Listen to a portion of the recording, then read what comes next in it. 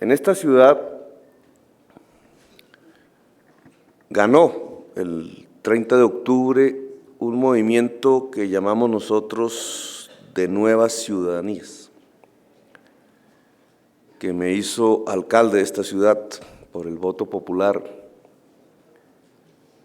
con unas ideas que denominamos progresistas.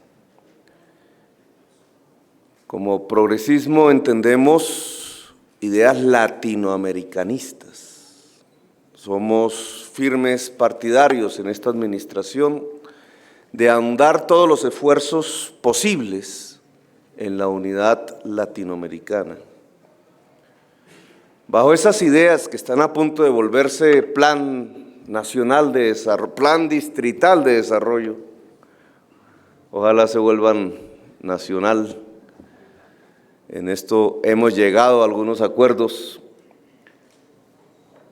Queremos que la diversidad sea una expresión nueva, dignificante de la democracia.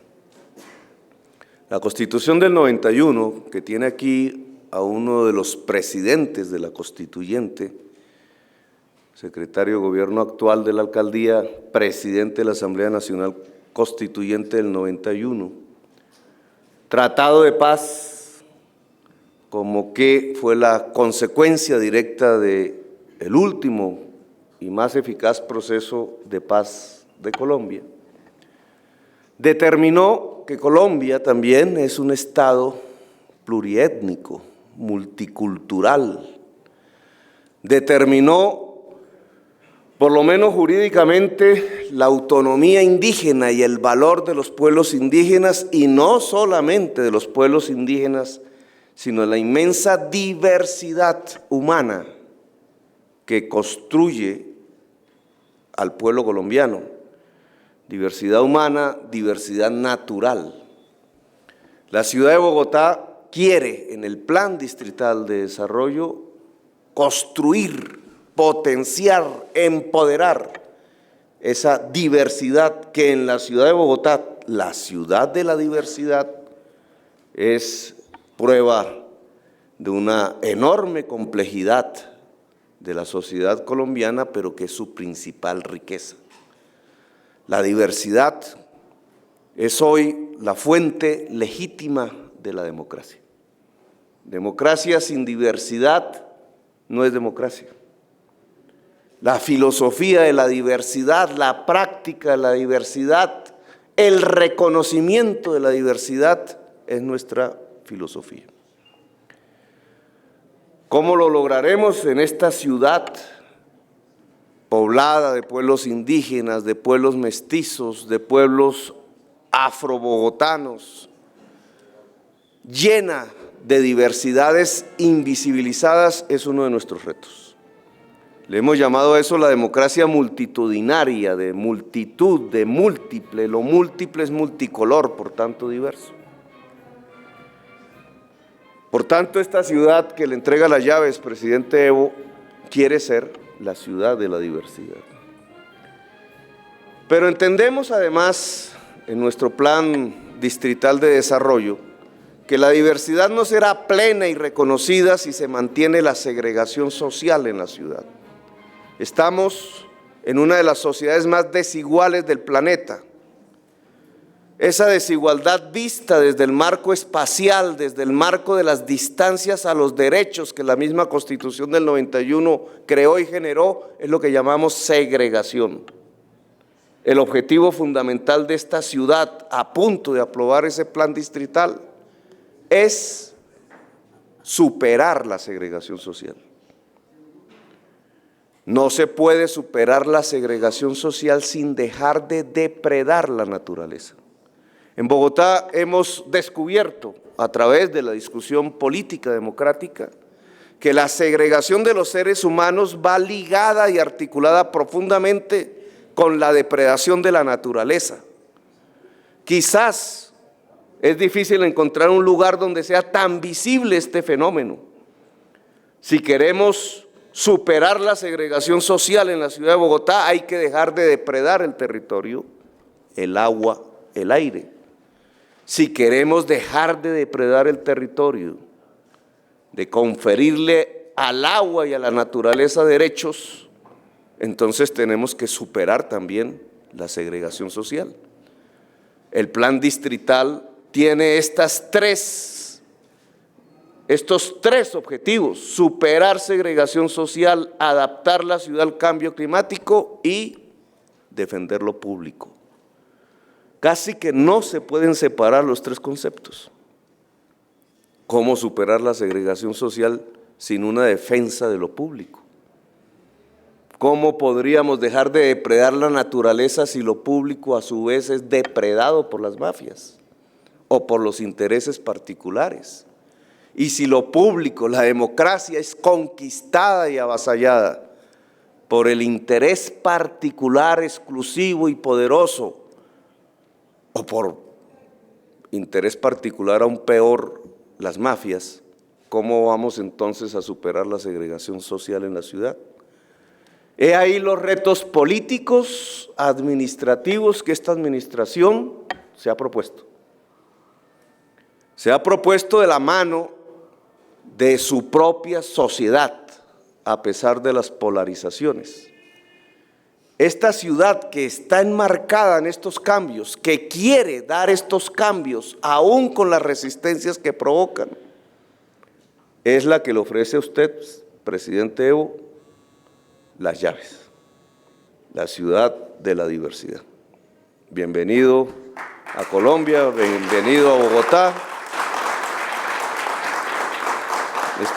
Espero que la ciudad de La Paz y otras ciudades bolivianas puedan estrecharse con nosotros en un próximo evento que haremos de ciudades andinas con Lima y con Quito para construir la gran alianza latinoamericana de lucha contra el cambio climático y de adaptación de nuestras ciudades a los efectos perversos que un mercado desaforado a nivel mundial viene marcando sobre la existencia y la vida de nuestras poblaciones. Gracias.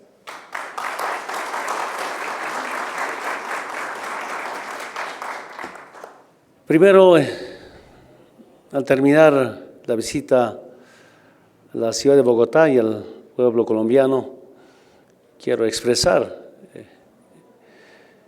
con profunda alegría, con enorme satisfacción, el gran cariño del pueblo colombiano, de sus autoridades, del Congreso, del órgano judicial, de la alcaldía, del gobierno nacional, hacia el pueblo boliviano. Es la primera visita oficial después de 6 años. En la anterior gestión tenía muchas ganas y deseo de visitar y compartir experiencias de trabajo,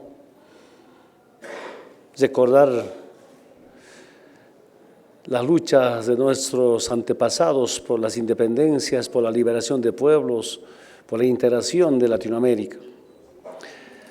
Así como comenta nuestro alcalde, cómo se ha gestado este proceso, un pensamiento progresista, y quiero decir en Bolivia, desde el año 1995, los sectores, el sector más humillado, más marginado, más discriminado, más odiado, que es el movimiento campesino indígena, decidimos pasar de la lucha sindical, social, comunal, a una lucha electoral. Y esta decisión ha sido difícil de llevar adelante porque antes a los políticos se conocían como delincuentes, como farsantes, perdón la expresión, como maleantes. Y en una lucha social, sindical, entrar a ese grupo de políticos conocidos como delincuentes nos costó cambiar de mentalidad. Pero también 2 cosas sobre todo nos obligó a pasar de una lucha sindical a una lucha electoral. Primero, los conservadores, los programas procapitalistas, proimperialistas, procolonialistas, los partidos neoliberales, ¿qué nos decían? Especialmente al movimiento campesino indígena originaria. Ustedes no tienen derecho a hacer política. La política para ustedes es un delito, un pecado. La política de ustedes es pala y pico en el altiplano y hacha y machete en el oriente boliviano. Pero cuando llegan las elecciones, bajo prebendas, todos obligados a votar por ellos. Y cuando ellos ganaban, política de privatización, con falso término de capitalización, cuando era descapitalización a las empresas del Estado, el saqueo permanente a nuestros recursos naturales. Frente a esta condena de los partidos conservadores, pues cómo enfrentarlas. Y cuando en el año 1995 decidimos pasar de esta lucha sindical a la lucha electoral, otro tropiezo, que al instrumento político por la soberanía de los pueblos nunca podían legalizar la Corte Nacional Electoral.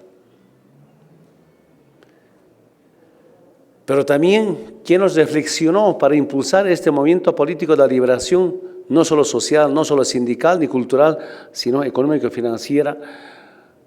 Nos impulsó como en Bolivia, uniformados, armados, extranjeros, como norteamericanos, comandaban a las Fuerzas Armadas, comandaban a la Policía Nacional, como mediante sus avionetas y mediante sus helicópteros nos perseguían a nuestras marchas pacíficas, marchas por reivindicaciones, no solamente de un sector, de una región, sino nuestras marchas fundamentalmente por la dignidad y soberanía del pueblo boliviano. Yo he prestado el servicio militar obligatorio, compañero alcalde, y ahí en las Fuerzas Armadas, el año 1978, me enseñaron que en Bolivia no se permita extranjeros uniformados armados, salvo que tuvieran una aprobación del Congreso Nacional. Cuando en mi región, la zona del trópico de Cochabamba, más conocido como Chapare, desde una base militar, como estos extranjeros uniformados, armados, comandaban y cometían abusos y perseguían a los dirigentes sindicales. Estos dos temas nos obligó a impulsar este movimiento político. Pero hablando de la alcaldía, algo nos pasó el año 1995, cuando fuimos con una sigla prestada a las elecciones nacionales, la Izquierda Unida. ¿Por qué nos hemos prestado? Porque la Corte Nacional Electoral no aprobó la sigla de un partido, el instrumento político por la soberanía de los pueblos. ¿Por qué no aprobó? Porque esta institución del Estado recibía recursos económicos de Estados Unidos. Estados Unidos ha instruido a que no se apruebe la legalidad. Pudieron muchos pretextos, que las firmas para la legalidad de este instrumento estaban mal. Yo iba con mis cajones de firmas para llevar, asesorados, por supuesto, pero eran decisiones políticas que no permitían que se apruebe una legalidad de este movimiento político. Y el movimiento socialismo era una sigla sin militantes, un partido sin militantes. Gracias, que en paz descanse, doctor David Áñez Pedraza, nos regaló. Y fue por una cuestión de formalidad, de legalidad, hicimos un congreso, nos afiliamos, de esa manera somos del MAS. Nos encanta el nombre, Movimiento al Socialismo. Ahora, después de llegar al gobierno, recién incorporamos el instrumento político por la soberanía de los pueblos. Ahora se llama MAS IPCP. Sí, hasta tuvimos que enfrentar esta situación. Pero ¿qué pasó cuando nos presentamos a la alcaldía? Sobre todo en el municipio de Villa Tunari. Queda invitado, señor alcalde. Un día ojalá nos puede visitar. Lugar histórico por estas grandes transformaciones que impulsamos gracias a la conciencia de mis compañeros del trópico. Llegó la hora de elegir a los candidatos a alcaldes. Mis compañeros de mi federación me habían dicho que Levo sea alcalde. Me sorprendió, yo me he resistido, me he enojado. ¿Cómo yo voy a ser alcalde?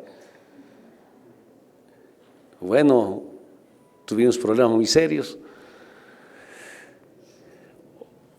Yo dije, ¿quién sería el candidato a alcalde? El que me sigue como secretario general en la estructura sindical, el secretario ejecutivo, que era yo, y el secretario general, el que me sigue, compañero Felipe Cáceres, otro que se enojó. Es decir, era más importante ser dirigente sindical que un alcalde. Nadie quería ser candidato a alcalde. ¿Qué tuve que hacer como principal dirigente de la organización y del municipio?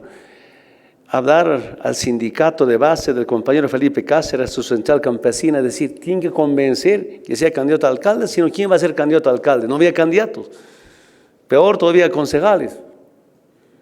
Casi obligamos a ser candidato a alcalde y ganamos. Es decir, teníamos mucho miedo, como decimos allá, entrar a la arena política, por esas cosas que dije hace un momento. Llegó el año 1997, la candidatura a la diputación, a la presidencia me proclamaron un congreso, un ampliado de los movimientos campesinos en la ciudad de Potosí. Yo no quería para nada, me sorprendieron una reunión de todo el campesinado boliviano, mediante sus dirigentes. Ese momento había música, fiesta. Cuando me proclamaron, no faltaban parejas para bailar, acepté la candidatura, pero después al retornar toda la noche a la ciudad de Cochabamba con mi delegación, me arrepentí y pensaba, ¿cómo yo puedo ser presidente? Mis hermanos del campo se hacen la burla, acusados de narcotraficante, de asesino, de Bin Laden, acusado de terrorista. ¿Cómo podría ser presidente? Se hacen la burla. No dormí. Llego al día siguiente a mi ciudad, después de viajar toda la noche. Dije a mi delegación, no puedo ser candidato, yo renuncio a la candidatura. No querían, solo una compañera dijo, compañero Evo sabe dónde aceptar y cuándo, dónde rechazar. Hay que entender, por algo está renunciando a la candidatura, hay que aceptar. Someter a votación para que yo renuncie a la candidatura era una derrota. ¿Sabes? Sin someter a votación, bueno, hice aceptar mi renuncia a la candidatura a la presidencia. Cuando pasó eso, llegó la hora de elegir la candidatura a la diputación, al diputado uninominal de mi circunscripción 27. Otro problema, yo no quería ser diputado. Y cuando compañeros plantearon que el compañero Evo debe ser diputado, yo rechacé. Y un compañero de base, un sindicato de la Federación de Chimoré, se levanta, pide la palabra y dice, compañero Evo nos plantea impulsar un instrumento político para acabar con los partidos neoliberales como ADN, MNE, Ramir, UCS. Pero cuando planteamos candidatura a la presidencia, rechaza. Ahora hemos propuesto candidato a diputado, rechaza también. Se debe tener el compañero Evo por debajo de acuerdo con estos partidos neoliberales. Por eso rechaza, me decía. Por tanto, como rechaza las candidaturas, que renuncia a la presidencia de las 6 federaciones. Primera y la última vez había visto que un compañero mío estaba pidiendo mi renuncia a la presidencia de las 6 federaciones. Porque tenemos 6 federaciones en la región y hemos organizado un comité de coordinación entre las 6 federaciones. Yo era el presidente. Hasta ahora, simbólicamente, sigue siendo presidente. Yo también medio orgulloso dije, ningún problema. Dejo la presidencia, dejo a la vicepresidencia que conduzca, yo renuncio a la presidencia de las 6 federaciones. Las mujeres, las compañeras me empezaron a llorar porque la federación estaba dividiéndose. Los compañeros agarraron a ese compañero que planteó mi renuncia, no sé dónde hicieron escapar, como una hora. Hemos vivido tensión porque este sector ha sido permanentemente atacado por los gobiernos neoliberales y sobre todo por el imperialismo norteamericano. Esa injusticia, la presencia de uniformados armados norteamericanos, esa represión nos obligó a unirnos sindicalmente después de tantas luchas. ¿Cómo podíamos dividirnos? Después de una hora de debate por aquí, por allá grupos, otra vez se ha instalado el ampliado de las 6 federaciones. Bueno, el ejecutivo de esa federación, ¿qué dijo? Esa posesión no es una posesión oficial de la federación ni de la central, sino un compañero. Pido disculpas, otra vez dirijo la reunión de las 6 federaciones y me hacen aceptar como candidato a diputado.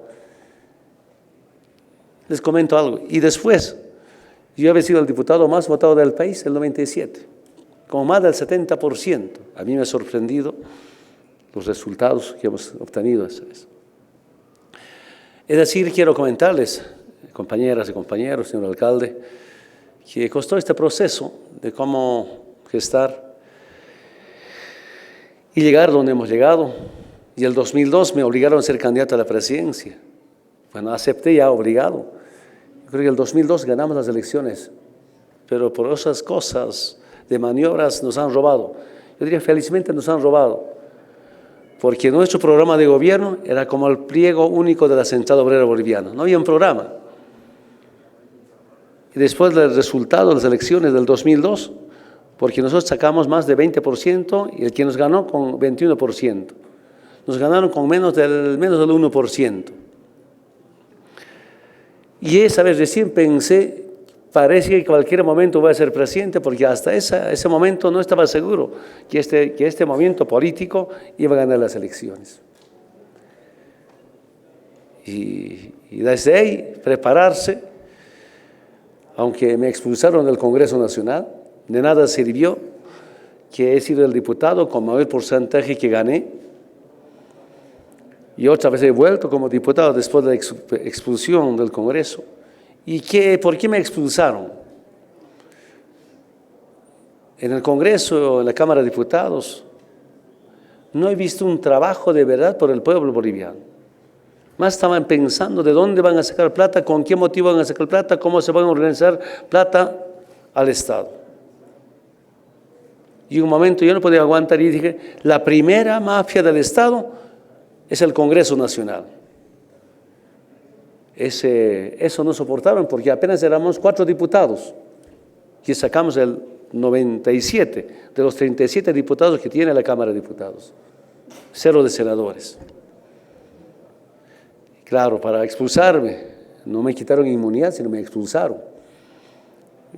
Me acusaron de asesino, me acusaron de terrorista y narcotraficante. Y felizmente, en las elecciones del 2002, ya no he vuelto con 4 diputados, sino con 27 diputados y 8 senadores.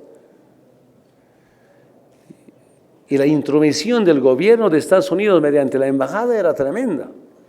Y decía, de frente no voten por Evo Morales. Si Evo Morales es presidente, no va a haber apoyo internacional. Ahora más bien no sabemos cómo aprovechar apoyo y cooperación internacional. ¿Cómo van a votar para Bin Laden? Evo Morales, Bin Laden andino y los cocaderos, los talibanes. Y están escritos en los medios de comunicación. Pero yo siento, así convencido, los pueblos, especialmente el pueblo boliviano, es antiimperialista.